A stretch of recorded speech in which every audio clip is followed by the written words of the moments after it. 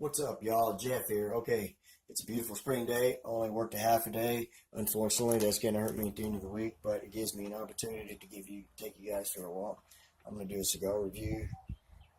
I'm just going to take you guys from my front porch out to the shed and give you a sneak peek of my place and show you how beautiful the weather is out here today. I would love to be able to do a full outside video. Unfortunately, there's a couple of urban areas north and south of my house. There's a lot of foot and car traffic, a lot of noise, a lot of distractions. Like I said, it's still the middle of the day, so there's saws and hammers and things running, so I'm not going to be able to do a full video from the man cave. That's what I'm going to do, the cigar review from. I just thought I'd just kind of right here and give you a little sneak peek of the place. It's the back side of my house, and then there's my back property out there. That tree line back there is the back edge of my property. My Venus flytraps out there. Anyway, I just kind of wanted to show you guys a little bit of that, kind of show you how beautiful the weather is. Fortunately, wish you guys could hear the birds singing and all that kind of stuff. But if you did, you'd hear all the other noises too, the cars and the traffic. So I'm going to go in here and get set up in the man cave, and then I'm going to do a cigar review video. So you guys sit tight, and I'll be right back with a cigar. Oh yeah, and by the way, for any of you who follow my YouTube channel for anything other than my cigar review videos, if you enjoyed this little intro and a little sneak peek of my place and you want to see some more, drop me a line in the comments, give me a thumbs up, subscribe. Maybe I'll show you around my place a little more when it's a little less busy here in the neighborhood. So I'm going to go ahead and get set up, and I'll be right back. Alright, y'all, I'm back. I grabbed my stogie, grabbed my cold drink, got out here in a quieter, more peaceful area of my shed. It's not 100% quieter, but it's a lot better than sitting outside. You guys will probably enjoy it a little better. Anyway, here's my cigar. This is nothing super special, but it is a Gurkha. Some of you may know the brand. They're known to be called the Rolls Royce of cigars. And I don't really see it. Honestly, I've had some blenders that have had some cigars that are better for lower price. I mean, don't get me wrong, you know, the Gurkha is a good cigar, but I don't feel like it deserves the Rolls Royce of cigars title, at least not all the time, in my opinion. This is one of those that would be more like their base model. This is the Gurkha Red Witch.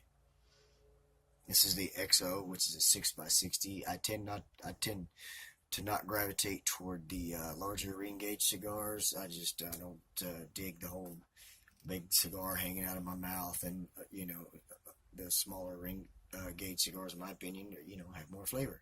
So I tend to go that way. But you know, it's just beautiful weather outside. I started working back up again. So when I was grocery shopping the other day, I decided to stop at my B&M and grab a couple of sticks. And this is one of them I picked up. This is about a $6 cigar, so it's not too super expensive. Nothing fancy or beautiful or anything. A nice milk chocolate brown wrapper. It's kind of a paper bag feel. You see that one good little vein right there, and then back here there's another one. So it's not a super premium. I've already went ahead and punched it. This is a very loose box press, if you can see that. It's not super square. This cigar is quite spongy. So let's go ahead and give it a sniff and see what we get off of it. Real nice, sweet grass, but not like green grass, not like fresh cut green grass. It's like a sweet grass clippings, like, you know, a few days after the grass has been cut, when those clippings start to ferment. That's kind of what it is. It's real nice.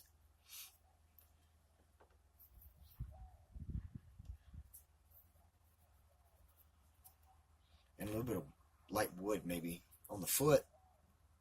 Oh, it's a floral, almost like a fruit tree flower bloom. Something you would smell right about now. It's springtime. It's really nice. Maybe a little bit of cocoa in there and some dark wood like oak. Really nice. Okay, the draw. By the way, I took the liberty of go ahead and punching it. The draw is quite loose, which is an advantage for an experienced smoker like me, because I know how to control my air intake so as not to overheat it. But we're going to go ahead and toast this thing. I decided to break my torch lighter back out. I bought a Colibri single jet torch lighter couple of years ago. Sometimes it wants to work, sometimes it doesn't. The only reason I had it out is because I initially intended on doing my video outside and it was going to be windproof over my Bic. But we decided to move inside, so.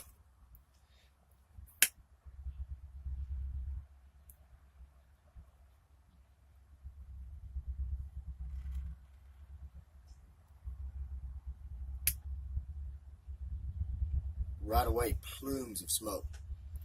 Sorry if y'all hear the train sound, guys. I live close to the track, so you know we got to deal with a certain amount of that. A lot of that woodiness I was talking about right off. It's really oily on the palate.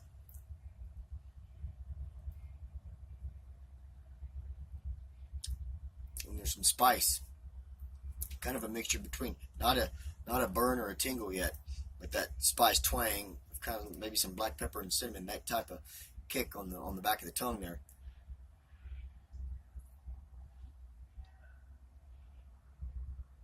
Producing lots of smoke, as you can see. Okay, there's a little bit of woodiness and maybe some of that cocoa that I had basically been talking about as far as in the aromas. So I'm gonna go ahead and warm this sucker up, get a little ways into it, and come back and tell you what we got then.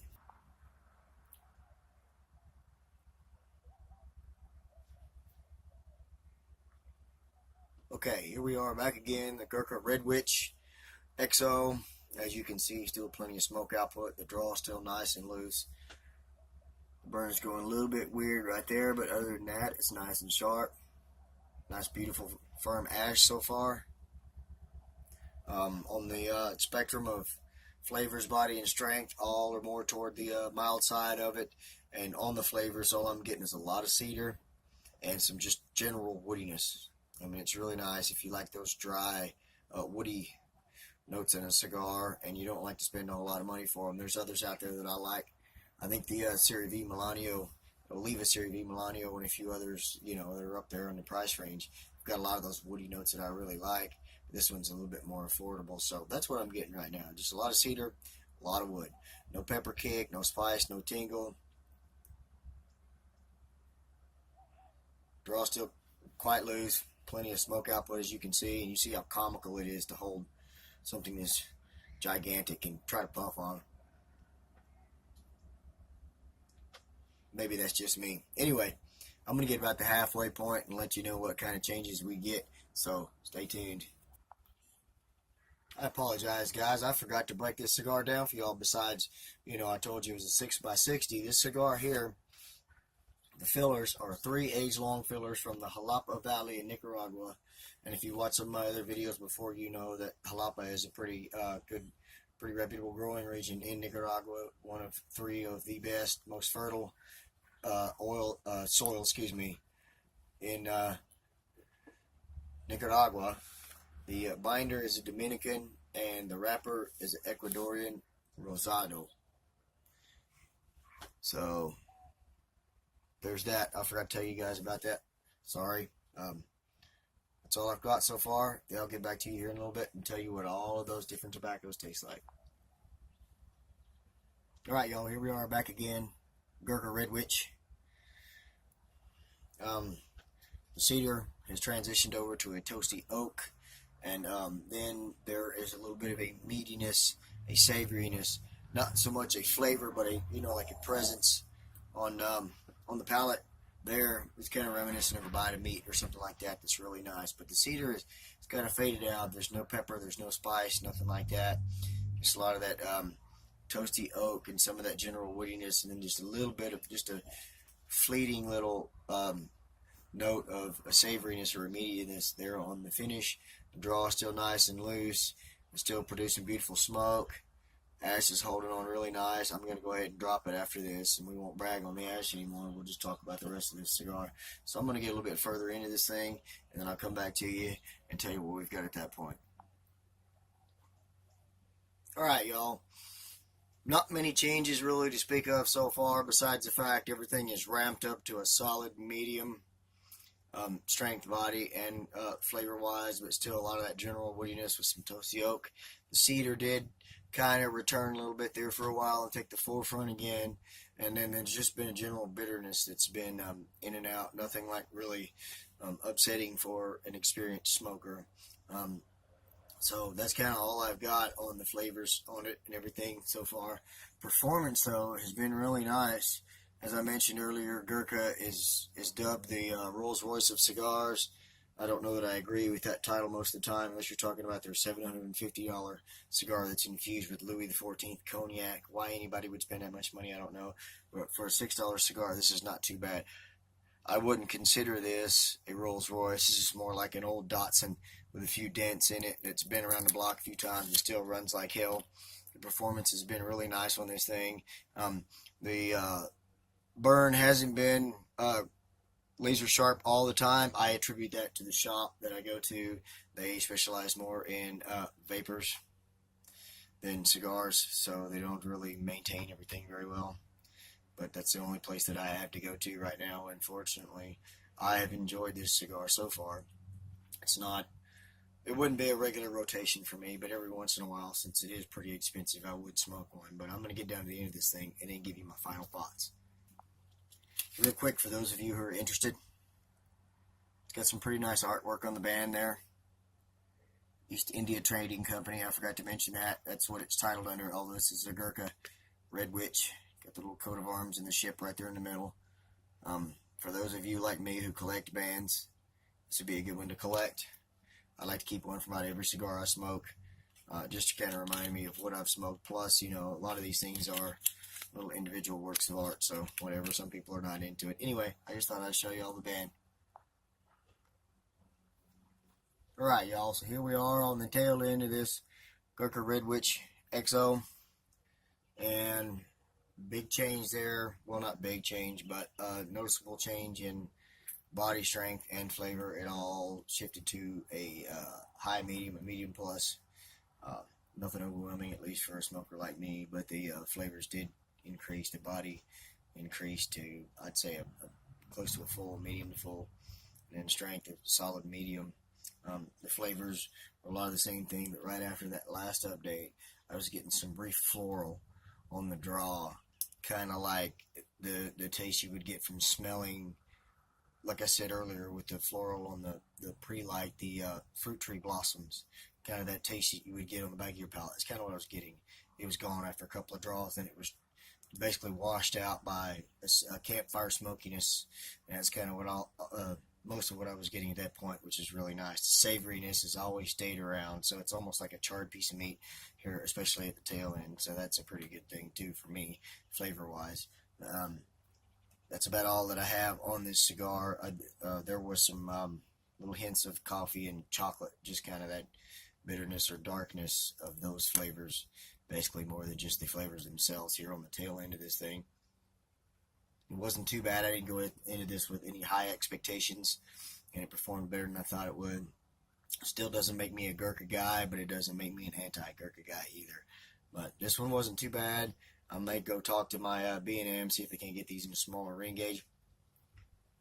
With that being said, that's all the cigar review. I'd like to take the time to thank you guys so much, so much for watching my videos. It takes me a lot of time to make one of these videos. I just don't turn on the camera and start recording, and it all goes perfectly, as you can hear and everything. But I really appreciate all of you guys who take the time to watch these videos. If you've got any suggestions on any of my videos, pardon the train horn, or if you'd like to see some more of my Venus flytraps hanging out in the backyard back there, they're dormant right now, but they'll start growing here pretty soon, growing traps. If you'd like updates on that, if you're interested in that kind of thing, let me know. For those of you who do subscribe to my videos, thank you more than the people who just watch. It means a lot to someone like me who feels like a lot of times they waste their time making these videos. If you like them, let me know. Give me a thumbs up, subscribe. I'll talk to y'all later. Thank y'all for watching. God bless. Go Stars.